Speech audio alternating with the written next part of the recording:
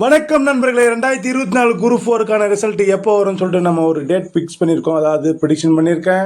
அது என்னைக்குன்னு பார்த்தீங்கன்னா அக்டோபர் 25, அதாவது அக்டோபர் 25ஆம் தேதி வரும் நான் எதிர்பார்க்குறேன். பார்த்தீங்கன்னா அது இந்த ப்ராசஸ் கிட்டத்தட்ட அவங்க அடண்டம் ஃபாதர் சொல்லியிருந்தாரு, அடண்டம் கொண்டு வர போகிறோம், கண்டிப்பாக குறையன்னு சொல்லியிருந்தாரு. அதை வச்சு நான் சொல்கிறேன். இதுக்கான ப்ராசஸ்லாம் என்னென்னு பார்த்தீங்கன்னா, முதல்ல வேக்கன்சி லிஸ்ட்டை ரெடி பண்ணணும். இப்போ கூடுதலாக சேர்க்கும்போது என்ன பண்ணுவோன்னா, எல்லா துறையிலேருந்து நம்பர் ஸ்டேட்மெண்ட் வாங்க. அதாவது நம்பர் ஸ்டேட்மெண்ட்னா ஒன்றும் இல்லை, எவ்வளோ காலி பணியிடங்கள் இருக்குது, எவ்வளோ போஸ்டிங்கில் இருக்காங்க அப்படின்னு சொல்லிட்டு லிஸ்ட்டை வாங்குவாங்க. அதில் தெளிவாக தெரிஞ்சிடும். இது ஒவ்வொரு துறையிலையுமே கண்டிப்பாக தலைமையிடத்தில் வச்சுருப்பாங்க, அதை வாங்கிடுவாங்க.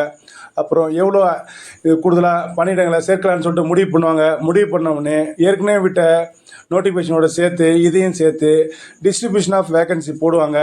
போட்டுட்டு அடுத்தது அதுக்கு தகுந்த மாதிரி ரிசர்வேஷன் ரேஷியோவில் நம்மளுக்கு லிஸ்ட்டு ரெடி பண்ணி ரிசல்ட்டை டிக்ளேர் பண்ணுவாங்க.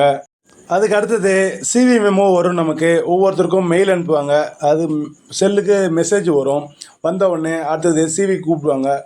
ரிசர்வேஷன் படி கவுன்சிலிங் போகும்போது தான் உண்மையான கட் ஆஃப் என்னென்னா நமக்கு கண்டிப்பாக அன்னையிலேருந்து தெரிய ஆரம்பிக்கும். ஒரு 5 நாள் ரொம்ப வீக்கில் போவோம். அதுக்கு அடுத்தது போக போக போக நமக்கு கட் ஆஃப் குறையிறது தெரியும். அப்போ அன்றைக்கி நம்ம கவுன்சிலிங் அன்றைக்கே நமக்கு கையிலே உடனே ஒரு 5 நிமிஷத்தில் 10 நிமிஷத்தில் நம்மளுக்கு ஆர்டர் காப்பி கையிலே கொடுத்துருவாங்க. அதாவது டிஎன்பிசி ஆர்டர் காப்பி கொடுத்துருவாங்க.